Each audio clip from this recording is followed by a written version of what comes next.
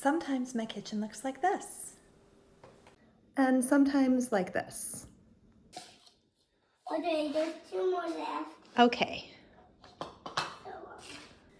And that used to make me feel like I was failing. Don't get me wrong, I prefer it spotless and pretty, but we live here, and life is messy.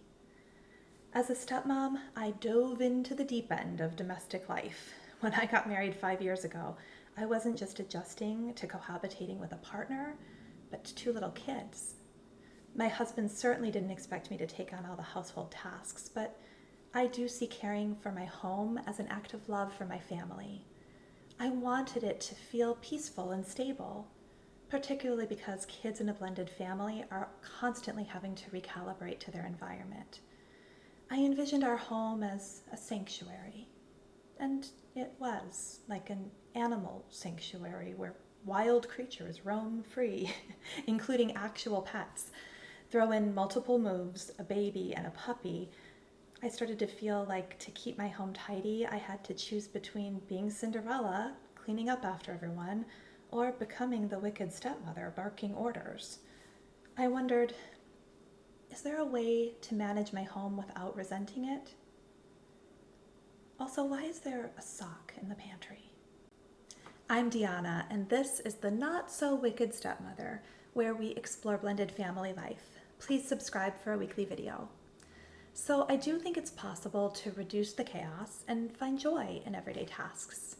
There are systems and routines that can be helpful, but the biggest difference for me has been managing my expectations. And while I still feel irrational anger every time I find a sock, I'm enjoying this chapter of life, and I know it won't last forever.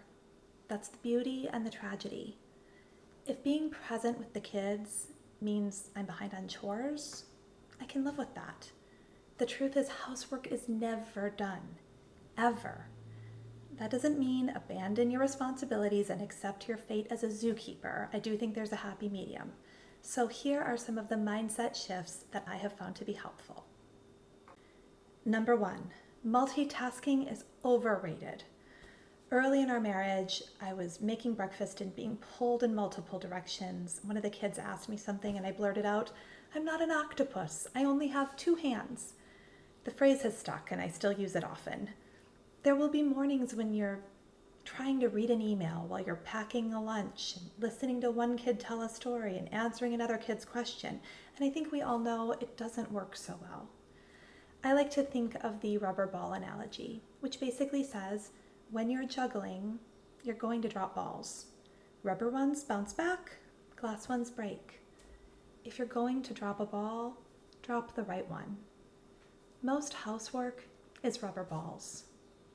We get such limited time with our kids, and there will always be laundry.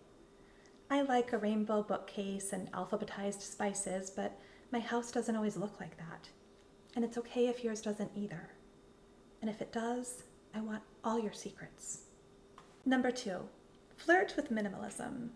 Examining our attachment to possessions and practicing letting go can simplify life.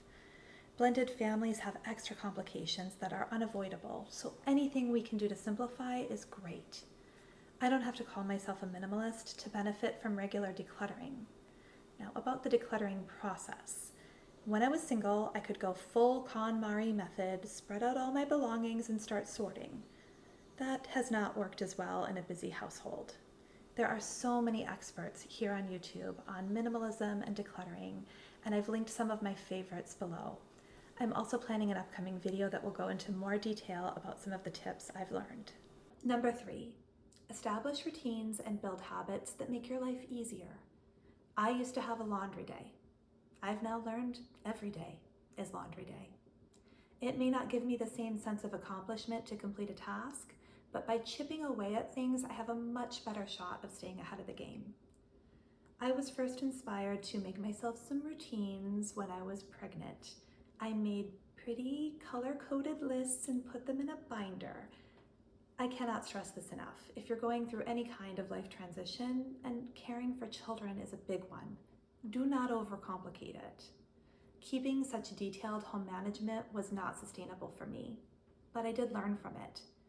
I could see in black and white and in color that I was trying to fit way too much into every day.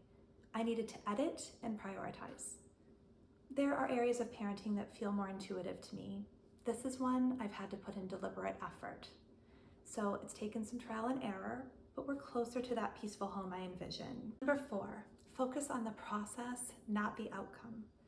I've set up some systems in our home that completely fell apart, some that are working great, and many that work sometimes.